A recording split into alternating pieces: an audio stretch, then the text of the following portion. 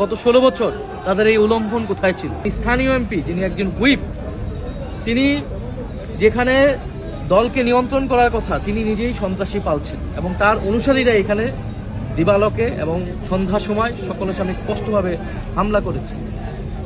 এখন হামলা হয়েছে, আমরা এখন পর্যন্ত গ্রেফতার দেখিনি, কারণ পুলিশ বলছে মামলা হয়নি। ফলে মামলা করার জন্য আমাদের বিক্ষোভ মিছিলকে কিন্তু আমরা স্থগিত করেছি, যেহেতু 144 ধারা এবং পুলিশ অনুরোধ করেছে আমাদের। আমরা মামলার জন্য আসতে দিয়েছি, তারা মামলার জন্য আমাদেরকে প্রথমে আসতে দেয়নি, বাধা দিয়েছে কয়েক দফায়। আমাদের মাহমুদা মিতু ওনার গায়ে হাত তুলেছে পুলিশ, এবং কিন্তু আমরা বলেছি মামলা না নিয়ে আমরা মাঠ ছাড়বো না, আমরা হবিগঞ্জ ছাড়বো না। হবিগঞ্জের মাটিতে প্রয়োজন আমাদের লাশ পড়ে থাকবে, কিন্তু আমরা মামলা হওয়া পর্যন্ত অপেক্ষা করব। এবং একটা পর্যায়ে পুলিশ মামলা করতে আমাদেরকে এই ক্যাম্পে নিয়ে এসেছে। আমরা অভিযোগ দায়ের করেছি, তারা 2 ঘন্টার মধ্যে, রাতের মধ্যে বলেছে মামলার কোর্ট দিবে। এবং আপনারা দেখতেছেন, আশেপাশে শুনতেছেন যে সন্ত্রাসী বাহিনী, যে স্থানীয় এমপি এবং বিএনপির সন্ত্রাসী বাহিনীরা তারা কিভাবে আতঙ্ক তৈরি করার চেষ্টা করছে। আপনি দেখেন গত 16 বছর তাদের এই উল্লঙ্ঘন কোথায় ছিল। যখন বালুর ট্রাক দিয়ে বেগম খালেদা জিয়ার বাসা ভবন আটকে রাখা হয়েছিল, আজকে তারা সেই ট্রাক বসিয়েছে, তো তাদের হিম্মত হয়নি তখন সেই ট্রাক সরানোর। গত 16 বছর তাদের হিম্মত কতটুকু বাংলাদেশের জনগণ কিন্তু দেখেছে। সাধারণ মানুষ যদি গণ অভ্যুত্থানে নেমে না আসতো, ছাত্ররা নেমে না আসতো, এই গণ অভ্যুত্থান সফল হতো না। আপনি যদি বলেন এখানে মিথ্যা প্রোপাগান্ডা ছড়ানো হচ্ছে যে নাসিরউদ্দিন পাটোয়ারি কটূক্তি করেছে, এটা বলেছে সেটা বলেছে, নাসিরউদ্দিন পাটোয়ারি অথবা আমাদের দলের যে কেউ যদি প্রচলিত আইন বিরোধী, আইন লঙ্ঘন করে কোনো বক্তব্য দেয়, আইন অনুযায়ী তার ব্যবস্থা হবে, আইন অনুযায়ী সেটা ব্যবস্থা নেওয়া হবে।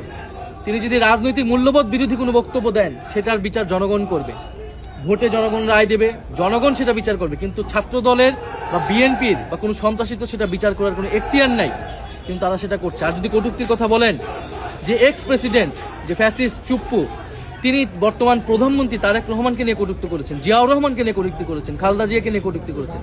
তাদের যদি হিম্মত থাকে, তাদের যদি শরীরে পোষণ থাকে, তাহলে তারা যে সেই এক্স চুপ্পুর বিরুদ্ধে কথা বলুক, চুপ্পুকে গ্রেফতার করুক, সেই হিম্মত কিন্তু এই সরকারের নাই।